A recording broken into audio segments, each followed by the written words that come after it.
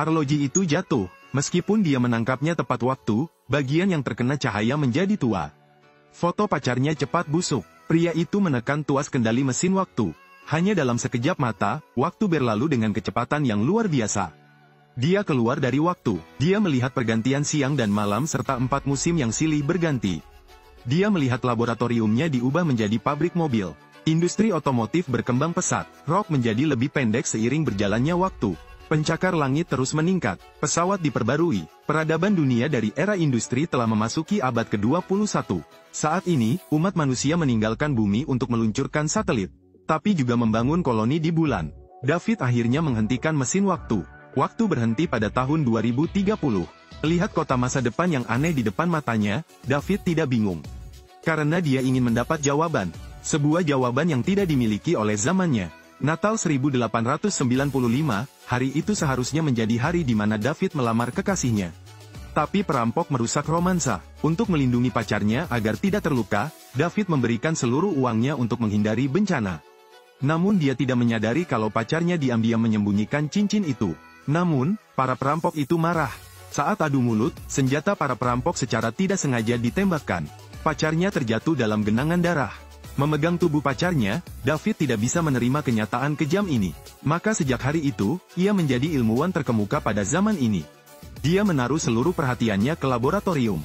Karena saya ingin melakukan sesuatu. Itulah penemuan mesin waktu. David sebenarnya berhasil membangun mesin waktu dalam waktu 4 tahun. Dia mengenakan pakaian yang dia miliki ketika dia melamar, mengatur waktu kembali ke waktu itu. Kemudian ambil foto dan duduklah di mesin waktu. Setelah memastikan semuanya sudah siap, David menurunkan tuas kendali. Mesin waktu mulai bekerja. Kecepatan roda gigi lebih cepat. Saat seberkas cahaya muncul, waktu pada jam sebenarnya mulai berjalan mundur.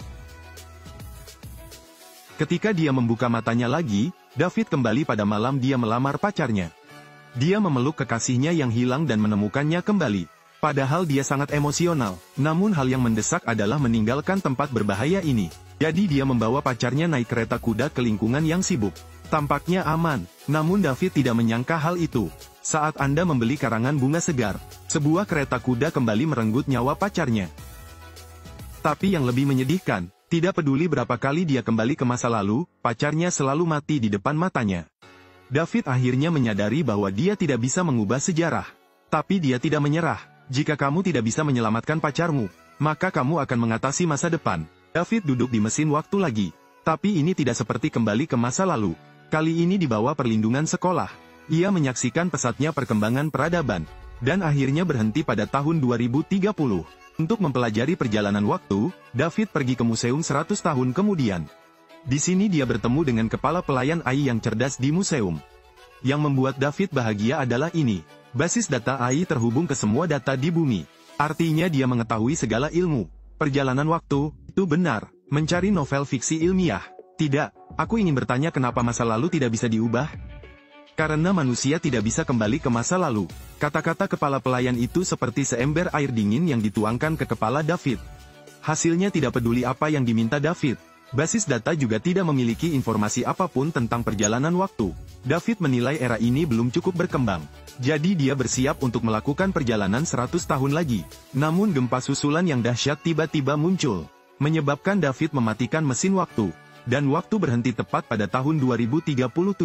Pemandangan di depan matanya mengejutkan David. Karena kota yang makmur itu, hanya dalam beberapa tahun, itu berubah menjadi tumpukan reruntuhan.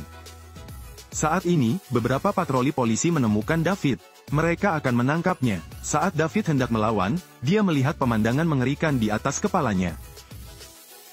Ini tidak mungkin. Apakah kamu benar-benar tidak tahu atau kamu berpura-pura? Benar, ceritakan padaku apa yang terjadi. Rencana kolonisasi bulan yang gagal. Ternyata manusia ingin membangun di bulan. Meledakkan 3.000 ton bahan peledak.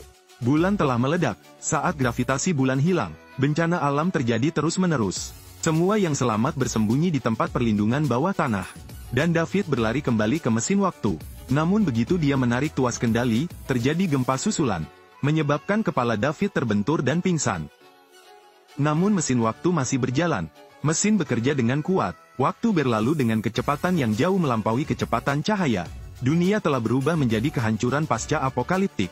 Jatuhnya bulan menyebabkan kepunahan umat manusia.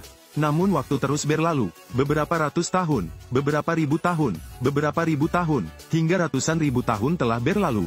Rak bumi telah berpindah dari sungai ke gunung, dari bukit ke dataran. Kemudian bumi kembali memasuki zaman es. Setelah perubahan besar, permukaan bumi bangkit kembali. Mulailah tumbuh dengan kuat. David akhirnya sadar kembali. Sebelum pingsan lagi, dia menggunakan seluruh kekuatannya untuk mematikan mesin waktu. Dan kini waktu terhenti di tahun 802. Ketika David sadar kembali, dia mendapati dirinya berada di sebuah rumah asing.